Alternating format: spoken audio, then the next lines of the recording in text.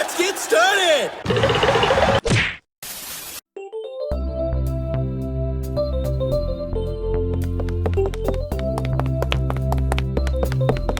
Clever, comrade. Little woman, little person. Watch this. I turned myself HD. It really took you a whole year just to find a quirk that does that? Yup. Alright, let's begin. Here we go. The MHA Chapter 36 to Rant. Because rants are always awesome, especially when paired with stop motion animation. Now as usual, this is not gonna be a full recap. We are just gonna talk about 3 particular topics. The plasma cannon, the handyman, and of course, everyone's favorite explodey boy. Let's go with the plasma cannon first. Based on Food Fight's stance over here, he seems like he's going to pistol shrimp on the back of his cannon to supercharge it. But how is that going to be stronger than a lethal nuke? Whatever he's planning, I have no idea.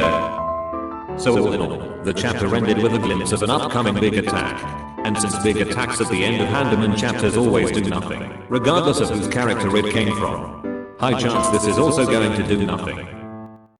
I can't believe I actually predicted quite a couple of points here. So anyways, for an attack that supposedly has no limits, it's somehow far weaker than the nuke explosion. It didn't open new weaknesses nor even incinerated Handyman's face. It literally did nothing. Nanomachines, son! They harden in response to physical trauma. You can't hurt me! It was set up for 2 chapters after Wallhack arrived, and is a big thing last chapter, and then nothing came out of it. All these failed super attacks are making it look like the creator already ran out of ideas to keep the fight interesting. So he's just resorting to pretty drawings and putting some random big attack at the final panel of every chapter. And hoping the audience gets hyped until the next manga release. It's getting boring and repetitive. But seriously, let's talk about the plasma cannon, and by extension the nuke. Seeing this attack, I couldn't help but wonder, what villain can even come close to this level of power? Deadline's mega air cannon is so laughably weak and pathetic that a literal fart can deal more damage, and he's supposedly the strongest villain there is.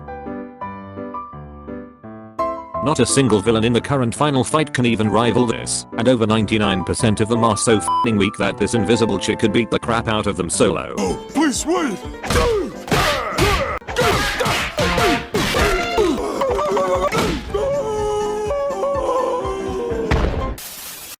Food Fight can literally make another plasma cannon again with no drawbacks to basically one-shot Big Boy, if ever he escaped. Now we go to our next topic. The Handyman Punch. This simple punch somehow managed to kill this guy. Which is especially strange since every time a mega hand attack hits a hero, it always deals barely any damage to them. So how did this simple hit do more damage than the Superman level punch Handyman did before? I dunno. But I have a theory on this. You see, Handyman in the finale has this strange obsession with destroying hero equipment. If he sees one, he'll try to destroy it. He can even surgically remove any semblance of a support item without hurting the hero that wields them. He even managed to remove the plasma cannon and not injure Food Fight that much. In this chapter, God still has his multi-cannon strapped on his back, so naturally Handyman wants to destroy it. But since God is flying so fast, Handyman found it too hard to aim, so he just used his super sense to know where the gear is before launching an attack towards it, successfully destroying the cannons, but accidentally hitting God in the process. God getting insta-killed by this attack means that Handyman is indeed very strong. But only when he's targeting anything other than heroes. Here he was clearly aiming for the support equipment, but God got in the way. Yet Handyman still managed to destroy the cannons, and that's all that matters to him. Now enough about that, let's move on to the topic everyone's waiting for. This is God. He suddenly stood up, and did some fancy acrobatics near Handyman. And then died. I don't know what he's actually planning here since he's not yelling die over and over and over again. Yeah, there you are. But going by the chapter, it looks like he deliberately killed himself by sticking very close to Handyman instead of just bombarding him from range. Going back to the death. This could go two ways. Scenario 1. It's a fake out and he's going to stand up again after a few chapters. No, no, no! Don't die! I'm not dying, you idiot. Scenario 2.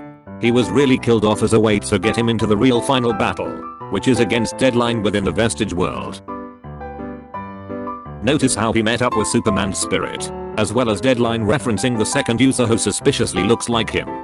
This means God is connected to One for All and he could also enter the Vestige world together with Falcon. And since he's still the secondary protagonist, he's guaranteed to be reincarnated later, just like what happened to the number 6. Because he's also a f***ing secondary protagonist.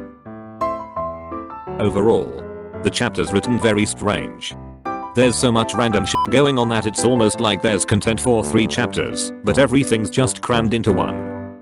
There's the sudden awakening in the middle of the chapter, a random explanation on how Explosion works, a random weather report, a random second user reference, a random backstory that's hurriedly shoved in, and a shot of God's parents. Half of the chapter is set up to make the reader feel bad about this death. But the setup is so bad the death just felt so random.